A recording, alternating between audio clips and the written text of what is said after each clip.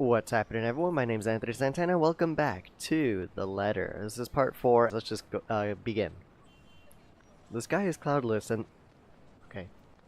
The sky is cloudless. Noontime sun is beating down on the hard concrete when we depart from the cafe. It's far from unbearable, but it's enough to put most people in a fickle mood or make them vulnerable to catching something. No wonder we have staff members going AWOL lately, not to mention my boss's mercurial moods. I can't believe I'm saying this, but I want our usual cloudy weather back. For all the gripes about the unpredictable weather, though, the streets of Luxburn remain constantly busy. The hurried tapping of shoes against the pavement and utter chatter coming from the lunchtime crowd fills the humid afternoon air. A small reminder of the things we've yet to do, regardless of how much I want to return to the comfort of my bed. Back to Briar Realty for me, Zach to a meeting with a magazine publisher featuring luxury houses. Oh. Wow.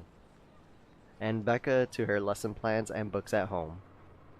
But more than once, I catch her sneaking a longing glance over something displayed on a shop window. Does she want to buy something? Maybe I can get it for her this Christmas. I turn my head at the last shop she checked out. A fleeting glimpse. The world stills. Uh-oh. Oh dear.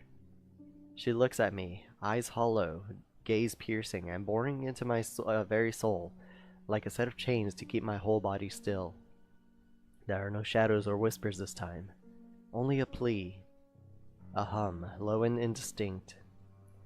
Compelling me, beckoning me, intent on dragging me to the void beyond the glass. Yeah, that's pretty chilling. I don't dare move. My heart hammers against my ribs, each beat, every thump screaming at me to look away and make a run for it. But I can't. I couldn't. All of my limbs feel heavy, while my own breathing stains in the face of her calls. Leave me alone. Her mouth is stretched in a grin, wide and unpleasant. The panic building up in my chest forces me to take a tentative step back. I try not to stare at the decaying flesh, the blood streaming from the gaping wounds on her arm or her nailless fingers. I don't want this. Not like this. Not after I got what I want for Papa. No, stop. Leave me alone. Jesus. Her face contorts into something twisted as she lets out a wail, sharp and utterly unforgiving. Rage. There's only hatred and bitterness, as if the very notion of turning away from her is an offense in itself. Please, I don't want this. Before I know it, I'm stumbling backwards, my own throat hoarse from screams. I don't even notice already coming out of my mouth. The back of my feet catches on a loose stone, sending me sprawling on the ground. The resulting pain completely jolts me out of the haze, blurring my mind. Oh, well, now they're worried. For a little while, my surroundings appear unfamiliar until Becca's face swims into my vision. A look of concern is on her face, and her hands are gripping my arms tight. Even Zach appears beside himself with worry while he stands behind her, acting as a shield against the small crowd of onlookers already forming around us. What happened? Bella, you okay? My mouth opens and closes, but nothing comes out. The words refuse to form. On impulse, I sneak a swift glance at the display window. She's gone. Yet the foreboding feeling hasn't left me. My hands are shaking as I push myself off the ground, weakened limbs relying solely on reflex and muscle memory. Something icy has made its home at the pit of my stomach. I want to throw up, anything to get the wretched sensation out of my gut. You were screaming, having a fit. Zach, call someone. No, don't. I'm good. I need to get to the office. Rose, the floor plans. Someone's going to pick it up. I'll see you later. Careful. Don't stand up yet. Stay put, Isabella. Zach, you watch over her for me. I'll call for someone. Yeah, probably a hospital might be good. A new journal update. Let's just check that stuff out real quick. October 22nd on the next page. Yes. Okay, so that's the last one? Rose Cooper. Stuff that I don't know if it even has any relevance. Let's check the relationship. So doesn't look like we've even moved up with anyone, so I don't know why it said new. I attempt a smile to put her at ease, but it likely comes off as a grimace. Gently, I push her hands off my shoulders. My knees are still trembling, but I can stand. Leave. Leave me. Stay away. Far from here. Away. The humidity stifling. Everyone's stares are unnerving, and Becca and Zach's concerns are suffocating. I want to be away from here. I break into a run. Wow. Okay. I wish I hadn't left my bed this morning. It's easy to fall into a cycle of negative thinking, with only the occasional drips of water on the sink and the whirring of the fan blades to keep me company. The room is devoid of any light source apart from the one streaming from the hallway and the windows. Even with the clutter I've accumulated over the years, the room feels a whole lot bigger than it commonly is. I hug my knees closer as a group passes by outside. Loud. So loud. If only there's a way to tune everything out, to keep my head from replaying every image, every sound of her. Her screams, her awkward gait as she reaches for me, her bone-chilling smile, her pleas for... Enough. That's enough.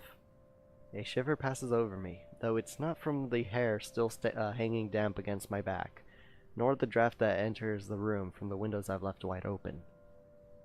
My gaze shifts over to the letter sitting on the coffee table.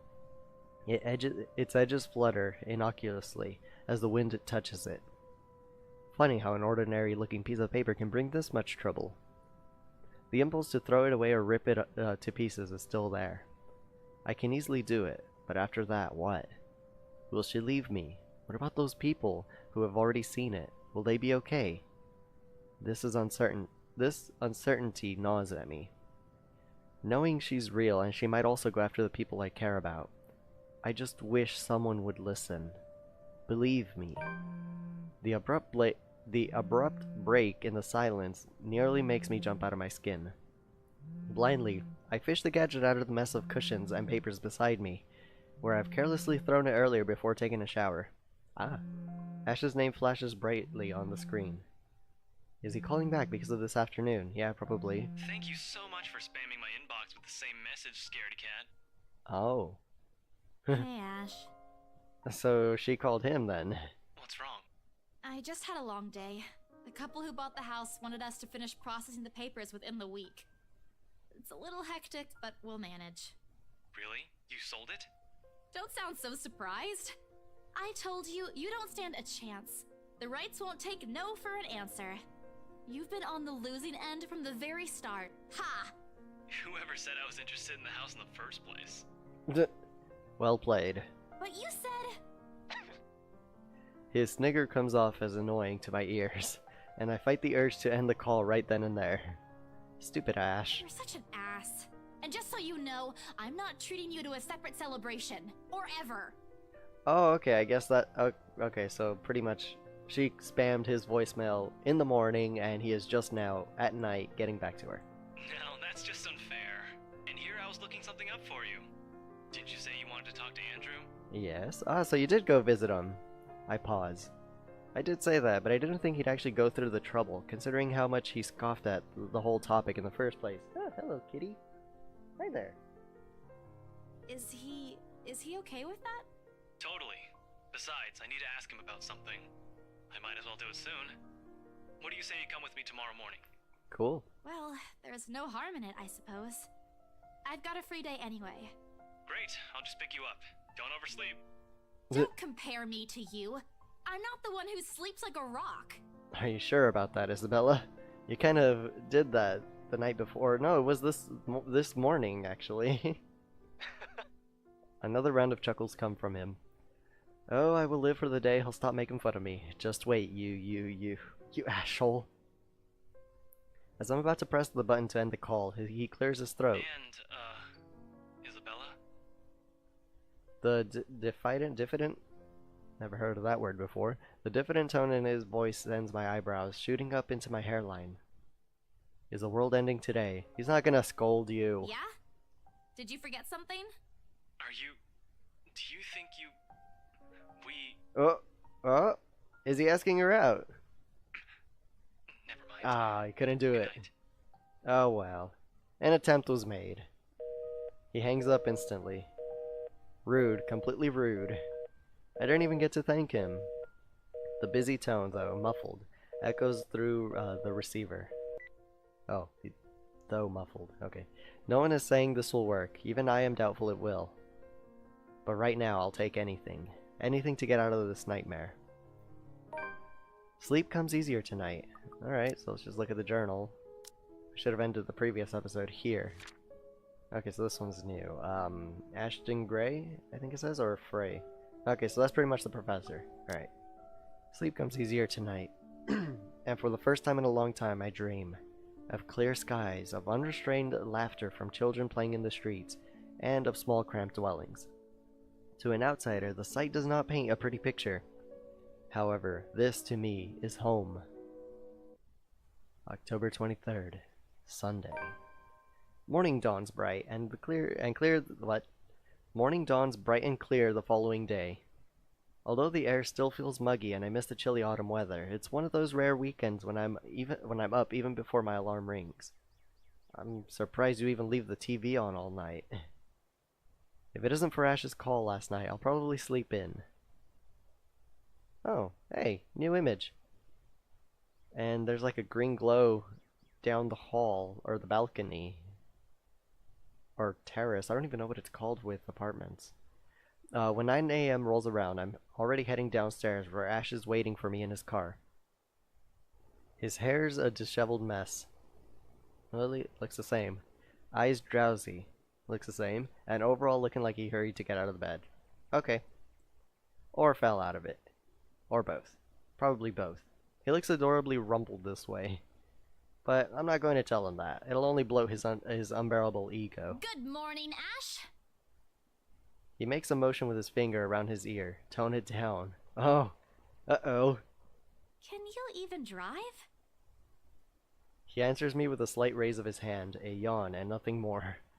He's never been particularly fond of mornings, and for that I'm thankful to every god in the universe. Less mental capacity for him to make fun of me. Ha.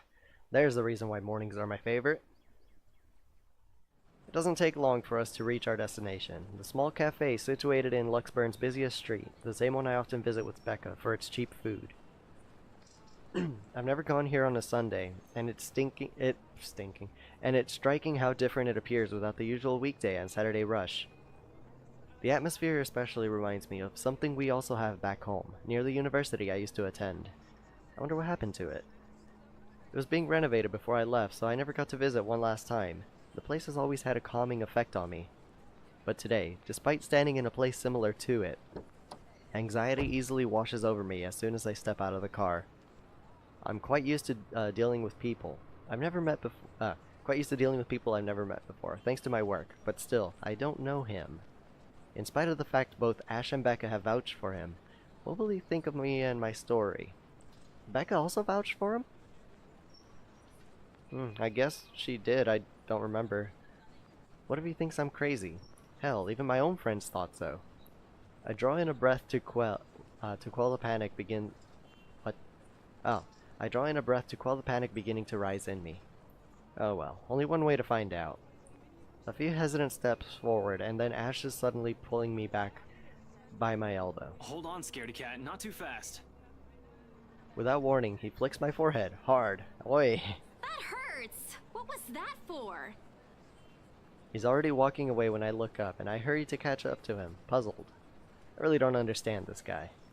At least explain why you're flicking other people's foreheads all of a sudden. So rude. Get yourself together, will you? He's not going to bite. Ah, so he can see the nervousness. He's very accommodating, too. I wasn't scared of him or anything. You don't look like it. Didn't sound like you were okay last night either. Oh, he knows. Huh? What was that last one? Hey, don't just ignore me. All questions and retorts die on my mouth once he opens the door to the shop. A cast iron bell attached to it chimes softly, announcing our arrival. The smell of freshly brewed coffee welcomes us as soon as we step in. Like the usual, several tables and chairs have been set up for the patrons, but most of the customers present at the moment have forgone them. In favor of the more comfortable throw pills and beanbags the staff has laid out on the floor. Becca would love to know Becca would love to know they have something like this on Sundays. She's been complaining how uncomfortable the library chairs are for a long time now. Ash leads me to a secluded spot near the window where an old man, probably in his 50s or 60s, is seated, enjoying a brew and a book. Professor Clark. It's just Andrew now. I'm no longer your professor, Detective Inspector Frey. Well, the guy, Andrew, looks up from his book and gives him a smile. Well, at least now the professor is seeing their relationship as no longer student and teacher, but as colleagues or pretty much just friends now. That's not bad. A sheepish look crosses Ash's face at the older man's admonishment. I messed that up completely. More unusual, to say the least, is seeing him appear like a parent has just scolded him. But it suggests a familiarity between them, one that goes beyond what someone expects from a simple student and mentor. With another warm smile, he gestures for us to take it at the empty seats opposite him. Have you been waiting long? Quite some time. But I come here early on weekends. Best time to get their first serving of bear claws. They're the only place that serves it here. Oh, okay, so he has a reason to wait. I took the liberty of ordering for you two. I hope you don't mind. I thought it'd be best to talk over a decent helping of coffee. Thank you very much. Soon enough, a waiter brings us 2 more cups and sets down a basket of pastries. Aren't you going to introduce the lady? Ah, right. Sorry. Isabella, this is Prof. Andrew. He's one of my professors back at the university. Andrew, this is Isabella Santos. Santos. Portuguese? Spanish? Brazilian? Mexican? Filipina, actually. It's a pleasure to meet you, Professor. Ah, your name carries a lot of history, Miss Santos. It sure does. Santos is a very common name. Who knows how long it dates back? Just Andrew is fine. Don't do what Ashton's doing. He doesn't listen to this old man. He doesn't listen to anyone, more like it. The awkward tension typically present in first meetings dissipates after that. I was expecting someone strict and, to an extent, someone severe. But Professor Andrew Clark is definitely the opposite of what I've had in mind. The more personable kind, similar to a grandfather who'll dote on you at family gatherings. It's obvious why Ash has taken a liking to him. Ashton tells me there's something you wish to discuss that I could help with. Let's hear it then. I give Ash a hesitant glance, but he just nods and gestures towards Andrew with his head. He's leaving this to me. It's my story to tell, after all. I keep it short and concise. I found a letter in this old mansion. Now I'm cursed.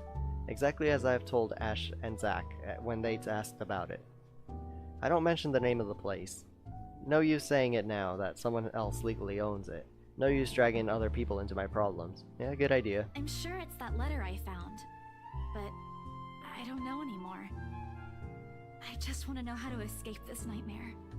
Of course. We're talking about the one in Anslem Village, aren't we? Well, he certainly knows the history. How did you... Don't look so surprised. There's only one place popular enough here if we're going to talk about hauntings. I once had a colleague who wrote about it and the urban legends surrounding the place. Years worth of study, but fascinating nonetheless. Okay, so he already has some background on the place. It's a shame he passed away at such a young age. He would have done a much better job at explaining topics like this one compared to me. Ashton here might disagree, but it's an interesting topic in sociology, if you care to have an open mind. Studying the science and theory behind it is completely different from outright believing in it. You don't believe in those stories, sir? Now, this isn't a question of belief. All I'm saying is things like these speak a lot about a place's culture and history. And it's not just limited to ghosts. Monsters, gods, you name it. Even you, Miss Santos. What about me? How you respond to these stories. It tells a lot about you and your upbringing, in the same way it tells me why our detective inspector here finds such topics absurd. Okay. That's interesting, actually. Interesting, isn't it? Oh, just when I say it. My head is starting to spin from all this information.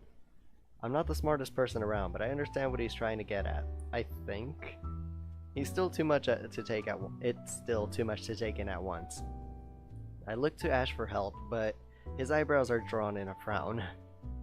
If he keeps staring like that at his cup, I'm pretty sure it'll crack soon. There's still something you're not telling. Didn't I tell you everything the other day?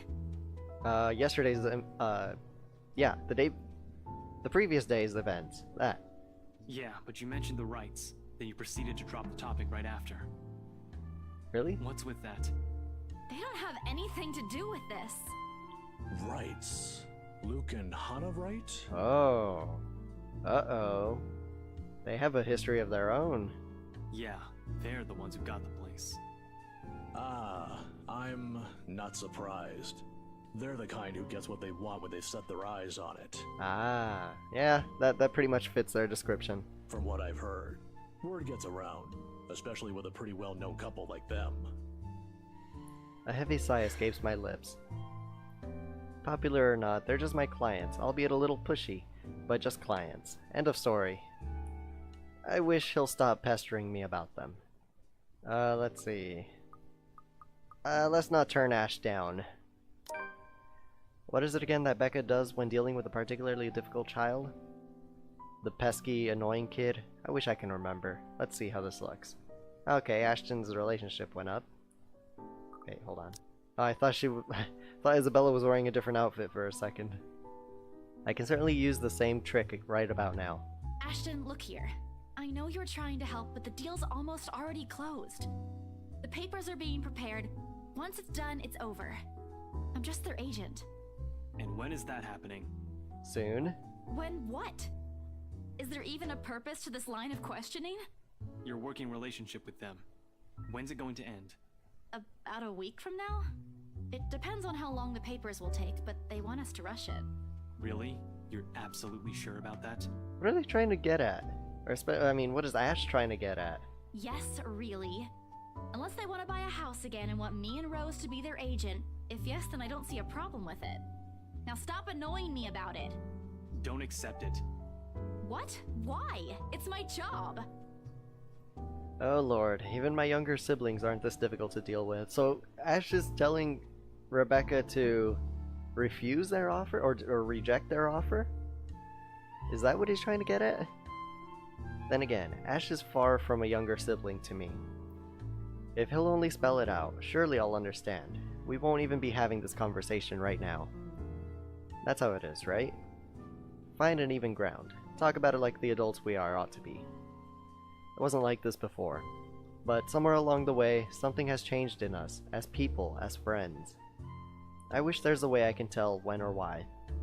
Instead, I'm left searching blindly for reasons. The next thing we know, we'll be drifting further and further apart. How frustrating. Now, kids, settle down. We're not going to solve anything by shouting. Sorry, Sir Andrew. And we're not going to solve anything either if you keep omitting things. Fine. Speak for yourself. I'm not the only one doing it. Oh, true. Ash is, also hiding a lot of things from them, but that's because of his work. You'll have to forgive my former student, Miss Santos. He's always been the curious kind. Many people think he's lazy, but it's actually the opposite. I see that hasn't changed. Oh, really? How is he back when he was your student? Digging into the Ashton's embarrassing past, I guess. I'm sorry, I need to ask. He doesn't talk much about that. Ah, And there's a reason why. Please don't. I was correct. Embarrassing past. Tried to sleep on the first day of class. Wow. Even I'm not that bad. And I compare myself to you, Ashton. He didn't repeat it after what I made him do when I caught him. Students like him are the easiest to deal with, once you know what piques their interest. Really? I'd have to say, he's one of the very few who's actually interested in the subject, though. But there was this one time when... By the end of our small conversation, Ash looks like he's praying for the ground to swallow him up. He's never been one to talk about himself. What I know about him are mostly bits and pieces I've gleaned over the years. He's an atrocious singer. He's bad at art, and he has a personal vendetta against mornings. That's pretty much me in a nutshell as well. Except I think I'd consider myself a okay singer at best. Now it feels he isn't that hard to figure out after all. It's past noon when Andrew has to leave. It's past noon when Andrew has to leave us for another meeting. But before we separate, Miss Santos, a word of advice. If this is truly what you think it is, just keep in mind that when it comes to cases such as this, they aren't always what they seem. Could it be Isabella's mind is making her see and, well, of course, nobody else has seen the ghost. Naturally, the mancha and the letter was brought up again after several times during our talk. And though Ash is right in that Andrew offers a different perspective, he has left me with more questions than answers instead. What is she? What does she want from me? Is she ever going to leave? They all continue to bug me after we've left the coffee shop. I don't even notice when Ash takes a different turn on our way back. Oh? Where are we going? You can drop me off at the park. Guess. You have 3 chances. Huh? I'm serious, Ash. Where are we going? He doesn't answer, but shortly he stops his car in front of a small, nondescript food stall, a little ways away from the movie house. If I'm not paying closer attention, I'll miss it without a doubt. He motions for me to wait as he gets off the car and walks in its direction. Oh, sheesh, if you want me to buy something, just say it. No need to make yourself look mysterious. It makes you look more like a dork than cool. The wait isn't long, however. Soon he's walking back, holding 2 fish-shaped cones in both hands. Ice cream? Parfait? Cross of the 2? By the time he's back inside the car, I've given up any effort to figure out what he bought. Not that it looks bad, it's actually quite cute. Here, take it. I have to move my head back a little when he thrusts it at me to avoid the ice cream and the fruit toppings from ending up on my nose. What's this for? Oh, that's nice. My arm's getting tired. 5, 4, 3, 2. Grab it. With a wary glance, I take it off his hands. I still don't understand why there's a need for ice cream today. Nevertheless, I take a small bite. It's actually pretty good. It must have shown in my face because he chuckles as soon as I take another one. Saw the place open the other day when we watched Zach's movie. Thought I should give it a try. Ah, okay. It doesn't seem like a bad place to get food from time to time. And you're giving me free ice cream because... Do I need to have a reason? No. Are you really going to ask me that? Here's the thing with Ashton Frey. He does not just treat anyone to free food because he feels like it. He's that much of a Scrooge. Ah, could this be low-key the date he attempted to ask? Hell, he even asked me to teach him how to haggle once. Haggle. Of all the people who'd asked me that. I'd have expected such requests from Becca, but Ash? Not at all. I'm going to be honest, he looks a bit constipated with that expression on his face right now. I think he's starting to regret ever buying this. The other day? The movie with Zach and Rebecca? Rebecca's there, yeah, I think so. Yeah. You're stumbling on your own words, Ash. Anyway, during the movie, we, that's to say, we... Oh, man. Shit. Should have written down something first. Yeah, well, another attempt was made. Get to the point, Ashton. Right. I'm sorry. What? I'm sorry for, not getting to the point. I'm sorry for the other day. I got carried away. I said things that upset you. I shouldn't have done that. I'm sorry. Okay. So he wasn't trying to ask her out. Or maybe he was, but maybe the whole point of that would be to apologize.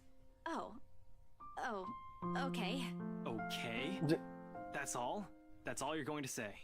You're not still angry, are you? You didn't have to buy me anything. A simple sorry would have been enough. I bite into the cone again, a small attempt to keep myself occupied and relieve the heat crawling up my face. It doesn't work, but at least I don't have to look at him. Why I'm feeling embarrassed over a thing such as an apology, I have no idea. It's not like it wasn't called for. They were being mean, especially him, and in that fraction of a second it hits me. He skipped his day off just for today. Huh. I should be the one apologizing and thanking him. Actually, yeah. I mean, no. I mean, well, I mean, I guess if you want to apologize for that, but he chose to spend the day with you, didn't he? Silence is an awkward company while we finish our respective snacks. There are words for this. For people like us, for understandings and sentiments like this. Yet, in this instant, they don't come. As promised, he drops me off at the park right after, phrases unsaid still hanging heavily in the air. In this weather, the city park gives off a lazier and more languid vibe than usual. Where children are usually seen running around and playing, there are now people lying, leaning back on their picnic blankets, simply enjoying the afternoon sun. The smell of food drifts from nearby food carts, and if the wind blows in the right direction, one will catch the whiff of freshly trimmed grass. Maybe I should try walking home today, to get my mind off things. To try and find the words somehow. I haven't done that in a while. Thanks, Ash, for today. No problem. Say hi to Rebecca for me. Yeah, I will.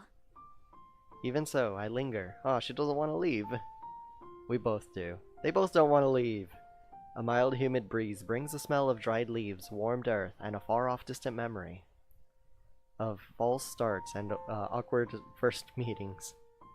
Same place, same people playing the same parts, though not necessarily the same time. Funny how of all days, my brain chooses to remember it now. Wait, Belle. Oh? Ash exits his car. His strides are unsteady when he approaches me. Or maybe this is uncertainty showing. I'm not quite sure. He's never looked uncertain to me before. Always calm, always sure, always collected. He stops a short distance from me. Close enough that he's within an arm's reach, but just far enough for his voice to be heard over a decent small talk, if this is what this is gonna be. He fumbles for something in his pockets. Here, catch. Oh. Oh, a little good luck charm, I guess. The small bag lands cleanly on my outstretched hands before it hits the ground. I raise an eyebrow at him, and he responds by shrugging and stuffing both his hands back to his pockets. Somewhere to the side, he finds an interesting spot to look at. Sometimes you have to wait, Papa said long ago. For once, this time, I listen. His voice is halting, hesitant, when he finds it again. My mom used to make me carry around one of those when I was young. To ward off evil and bring you luck, she said. Oh, that's nice. I don't believe in this stuff now, but if it makes you feel safe since you're a total scaredy cat, then I guess it's okay to give you one to carry around. That's very thoughtful, Ash. Perhaps at the moment, there aren't any words for it. I've never been good with those. But right now, I can thank him in the best way I know how. Not bad after all. You can be nice when you're trying. Oh, they both sound a little douchey. You can be nice when you're trying. I think I'm gonna go for that one. You can be nice when you're trying. I close the short distance separating us and give him a light punch on his arm. Hey, playful. The gesture, familiar, in place of phrases one can't spin together or answers too early to seek out. See, you can be pretty nice when you're trying. I am nice. Good, he didn't take that wrong. When you're sleeping, but thanks for this. Don't go losing it. It brings bad luck if you do. Uh-oh. Wait, are you serious? I knew there's a catch. This asshole. Yeah, that's what they say. You did this on purpose, didn't you? Oh, I should have known. Not entirely. But seriously, if anything happens, tell me. I'll be around. Before leaving, he waves at me one last time. He's back to teasing me, back to our usual routine, back to what we're comfortable with. But for all that, I believe him. I just hope. Let's see. Okay, so pretty much the summary of the day. I just hope I can keep them safe. A light wind blows again, sending dried leaves swirling at the distant smell of earth into the air. For the first time, the sunlight feels less harsh. Maybe a walk is good.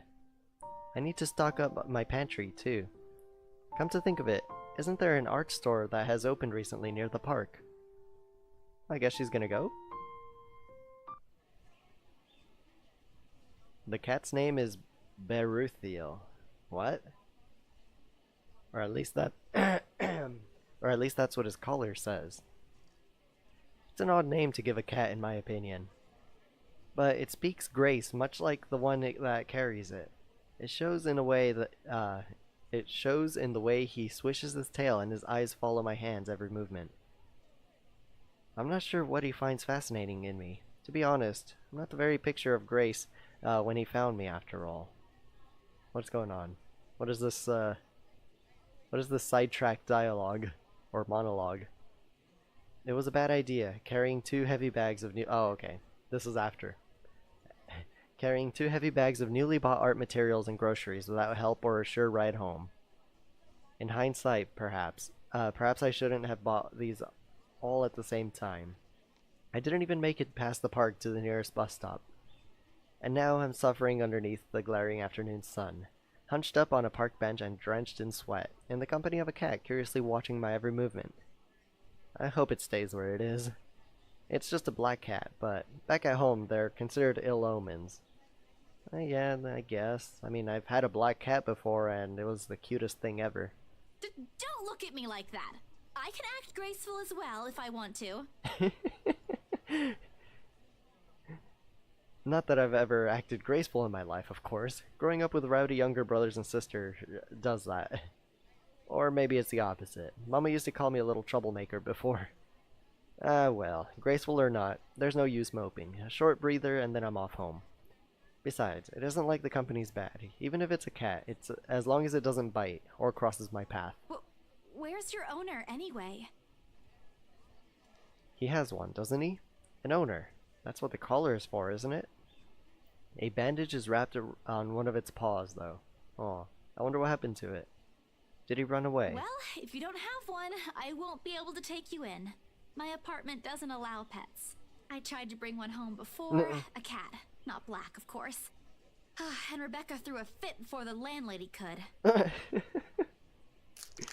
I take a small packet of sweets from one of the bags lying beside me and pop it open. Oh, as I'm about to put one into my mouth, he meows. My hand stops. Do you want one? He doesn't meow again, as I'm expecting him to, but I take his unblinking gaze as a yes. I shift the piece to my palm and hold it out to him, warily. He sniffs at it once, twice, before... Baruthia! Oh, uh-oh. Oh, hello! Like a good, properly trained pet, Baruthia responds as soon as he's called. Recognition comes as soon as my head snaps up in the direction of the voice. Miss McCulloch is hardly impossible to miss, what with her height. But most especially in the way she carries herself. I'm sorry. Did my cat hurt you? Nah, not at all. Miss Santos, was it? I'm surprised to see you here. Nice to meet you again, Miss McCullough. Never mind the pleasantries. Were you harmed in any way? What? I'm sorry. Baruthiel's not exactly fond of other people. Even run away from the veterinarian right now. Oh. Oh no, he was just sniffing my hand earlier. My Baruthiel's a she. She. All this time, I thought. The pause in conversation, if this can be called one, is uncomfortable. We're merely 2 people working different jobs for the same client. Frankly, meetings like this don't happen a lot, and if it does, a simple nodding of heads is enough. Talk about her cat or talk about her job? Still, trying to be friendly won't hurt, right?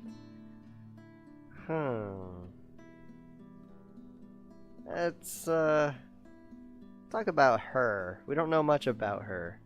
I'm just curious. About your work. And, oh wow, that bumped us up a lot with Marianne. Jesus. What about it?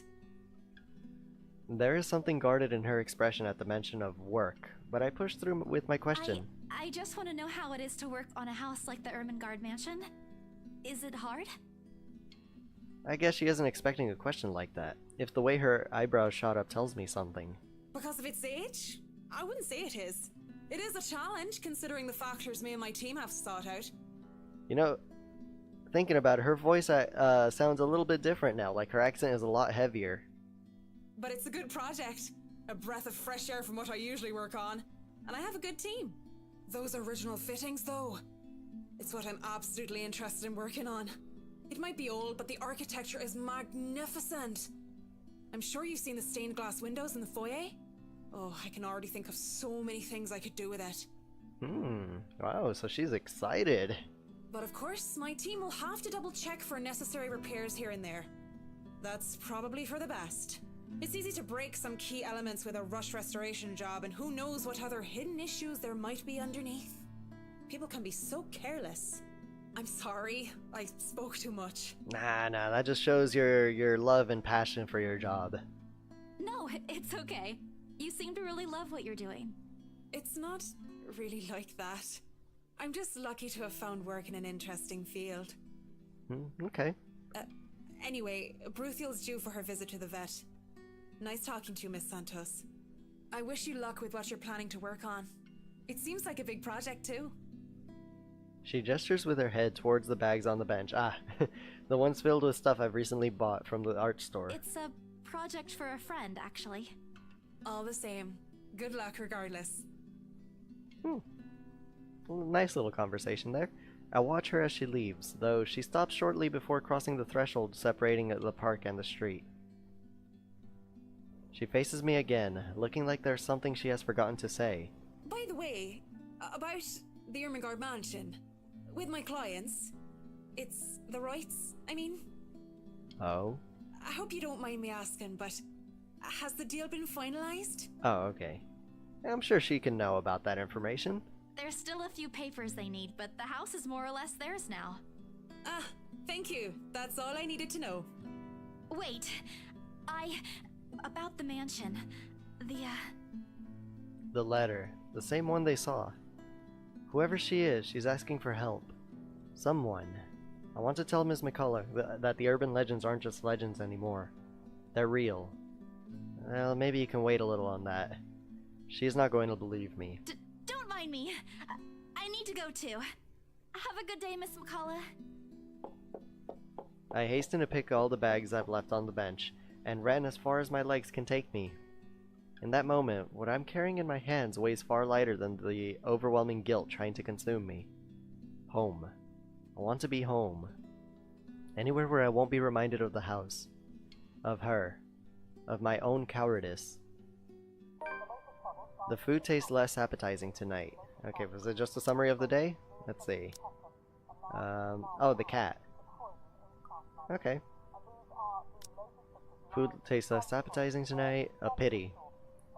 One will think that someone who has been on a continuous binge of instant noodles will find a home-cooked meal like this enjoyable. But it isn't. Hunger isn't what is gnawing at me tonight. Neither are my sore muscles. The TV runs loudly in the background, but what it says barely registers in my brain. It's hard when the thing you keep trying to forget keeps returning to the forefront of your mind. It distracts you, eats you, devours you. I wish this would stop. I wish I wasn't the one who picked it up. I wish it was somebody else. In other local news, a woman was found dead in her home yesterday evening. Oh. Luxbourne police officials are currently investigating the crime scene, but has classified the case as homicide. Huh? The victim, identified as Rose Pamela Cooper, 33 years old, working as a real estate agent. No. Rose? Discovered lying in a pool of blood in her two-bedroom flat with the words "Help me" repeatedly written on the walls. Oh no. That's not good. Wait. Another victim by the Anselm Butcher? No. No. This isn't what I want. This isn't supposed to happen. None of this is supposed to happen. No one's supposed to die. Those are just stories, right? Legends? That's what everyone have kept telling me, so why? And Immediately, I rushed to my study table and searched with my phone. My hand, cold from dread, clings tightly to it as soon as I touch its edges. A piece of folded paper, the letter, lying unassumingly beside it, slips to the floor when I pick up the device. But I pay it no mind. There are more important things. Right now. I need to call her. I was with her yesterday. I was just with her yesterday and she was okay. No. No. No. It isn't Rose, I'm sure of it. I just talked to her yesterday and... A sob escapes me and hot tears begin to blur my vision. One after another, they trickle down, weighted by the very same guilt I refuse to admit I've been carrying from the start. The same one I've been hiding from. The same one that has put the people I care about in danger. My hands shake as I navigate to Rose's number on my contacts list. She'll answer, right? That's what she always does. She'll pick it up, tell me to turn down the waterworks, and call me a wuss afterwards. She'll answer. Please answer, Rose. Again and again I dial, whispering, praying, pleading. Come on, Rose. Don't do this to me. Please pick up. I know you're there, Rose. You're not dead. Please tell me you're not. This adds to the series of deaths and disappearances that has plagued Luxborn in the recent years. So that's the information that's been kept from us. The authorities are currently looking at a possible link with the notorious Anselm Butcher case. The TV runs loudly in the background. A deafening static sound from my phone speaker. But in my ears, I can only hear the screams. Her pleas. Her whispers. Oh boy. We are not safe. Wow. One hell of an event. Jesus.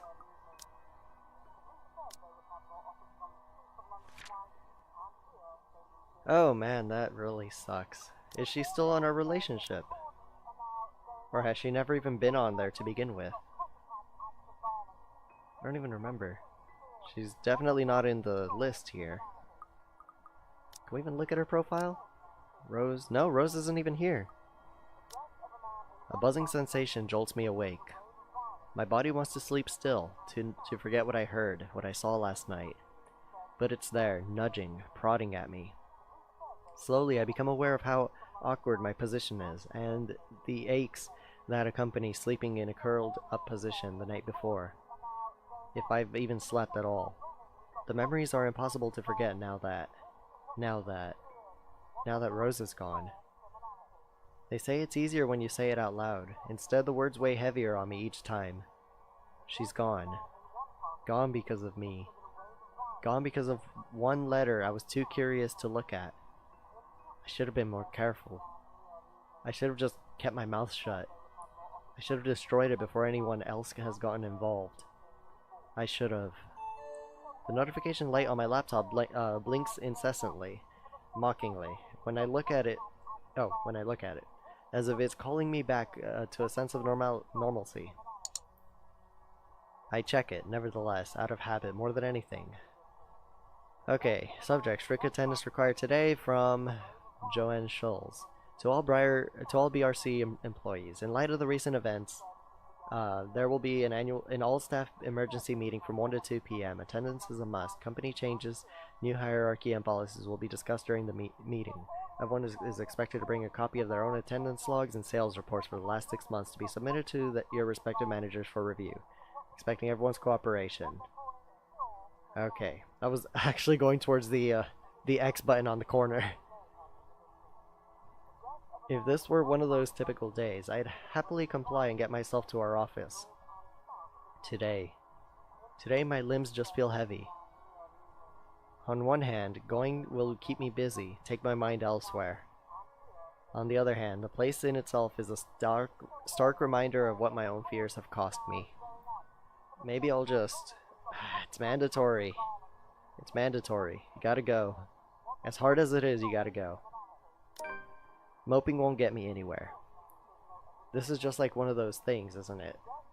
You deal with it with a smile, no matter how things get bad, and hope for the best. Although my whole body feels like lead and my limbs are sore, I push myself away from the chair and head for the shower.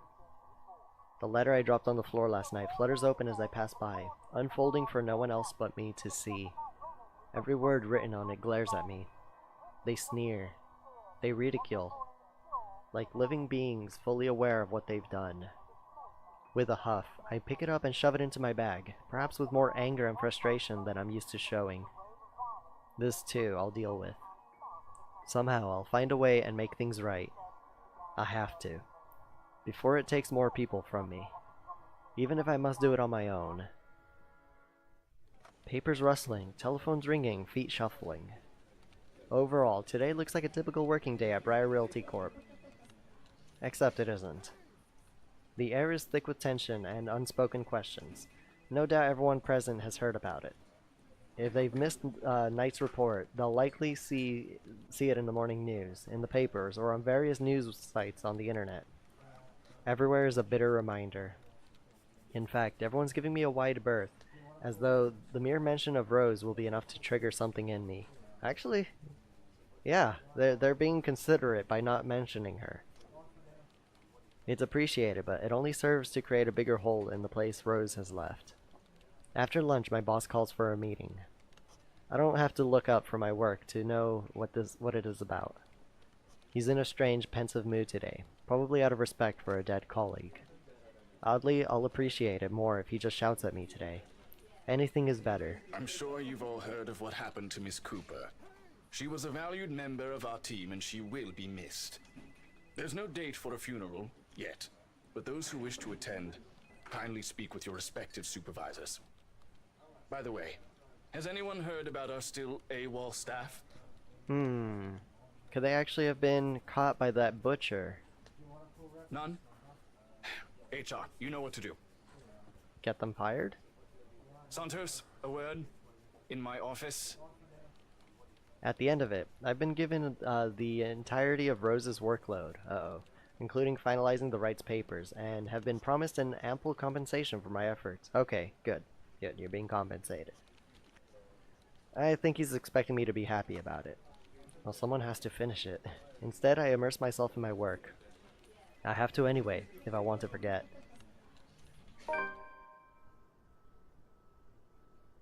Let's just look at the journal real quick. Okay, so it's just a lot of work. Time flies when you do, and by the time I give notice, it's already late. Everyone's already gone, leaving me in the company of a radio and a member of our janitorial staff. I don't even know his name. Rose likely does. She remembers people easily like that. The Luxbon Police Department continues its search for the following reported missing people. The radio blares one recognizable name after another. People from BRC, huh? Hold on a second. Missing? Aren't they... Still, I've got to check. Frantic, I turn back to my desktop.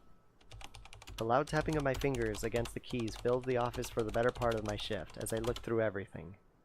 The background about the place, its history from the current owners, and list of employees hired under BRC. And I'm right. Of course I am. BRC may have a lot of staff. They may have a lot of agents hired under their company, but I'll remember those names anywhere. After all, they're also part of the crew who worked with us in preparing the mansion for the open house. Oh. Then the letters... No, that can't be. I hope it's not what I'm thinking. But Rose is... Wait. So what's going on here? Those people that she just looked up the names of, they've gone missing. And they've probably seen the letter themselves. So is she trying to say, like, why are they missing while Rose is dead? Something snaps into place in the fraction of a moment. These people, Rose, the letter. I need to... No, if it's like this, they still won't believe me. I have to make sure of it first. Fill us in, Isabella. Let your mind speak to us. Evidence doesn't lie. That's what Ash often says, right? If I have proof, then maybe. You know, I'm starting to think Ash has been very secretive about his work as a detective. Maybe he's working on that butcher case and just can't share details. That just finally clicked. I don't want to get my hopes up yet, but maybe there's still a way I can save them. The letter, my phone, papers, anything will be useful. I grab all of them and stuff them in my bag. I can't stay here. There's something I need to do. There's something those people should. The noise cuts sharply through the room, stopping my hands short of cramming a pen into my bag. The fuck's making that much noise? Hello? Anyone there? It sounded like a printer getting paper jammed. Someone must have left their printer open again. I may be in a hurry, but if I don't turn it off, another person is certainly going to have a fit tomorrow over wasted company resources. Most of the time, it's Rose who does the nagging, but the clicking of my pen in my hand is a welcome distraction as I search for the said object. Each stride my feet takes also echoes throughout the empty workplace. I've lost sight of the janitor minutes ago, and with me being the only one left, the tapping of my feet against the wooden floor is something I soon learned to appreciate. It doesn't take me long to find it.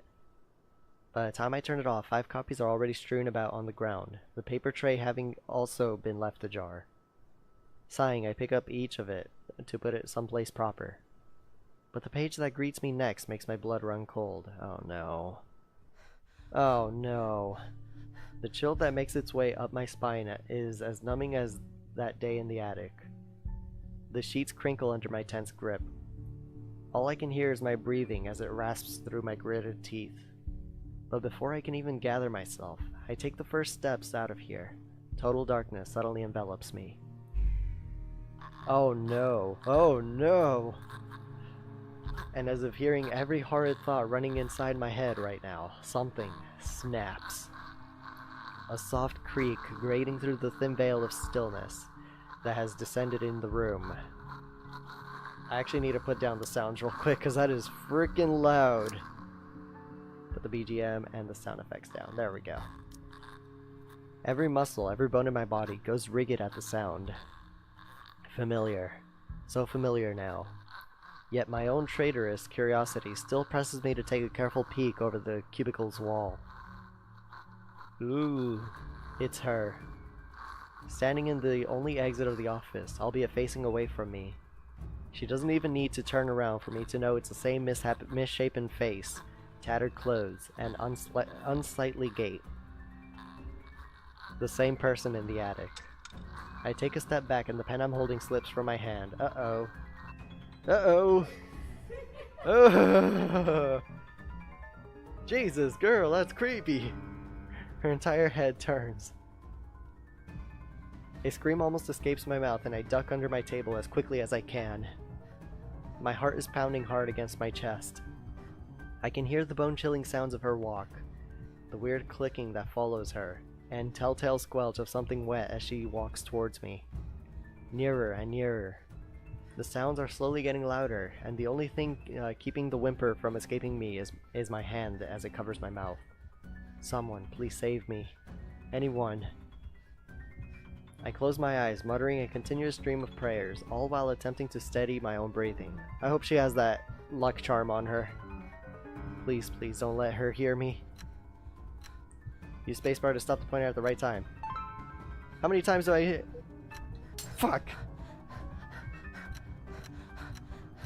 God damn it! Uh-oh. I hope that's not a bad end. I got necrotic paralysis, whatever that means. Our Father, who art in heaven, hallowed be thy name.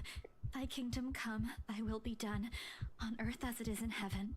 Give us this day our daily bread, and forgive us our trespasses, as we forgive those who trespass against us. And lead us not into temptation, but deliver us from evil. Amen. When the last lines of my prayer has left me, all that remains is a hush. None of her footsteps, nor those chilling sounds she makes. Only silence. Is it safe? Another second passes, and when nothing comes... What?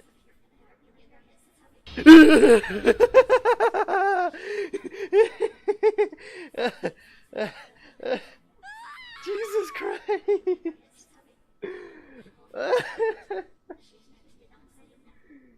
That gave me a heart attack! Well, I mean, not literally, but...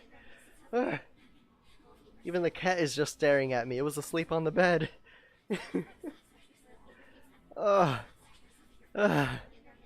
Okay. I think I'm gonna end it there. Hope you guys enjoyed. I'm gonna continue this, even despite having less views on the series. I like this too much. It's good. It got me. It got me. Hope you guys enjoyed. I'll see you guys next time. Take care.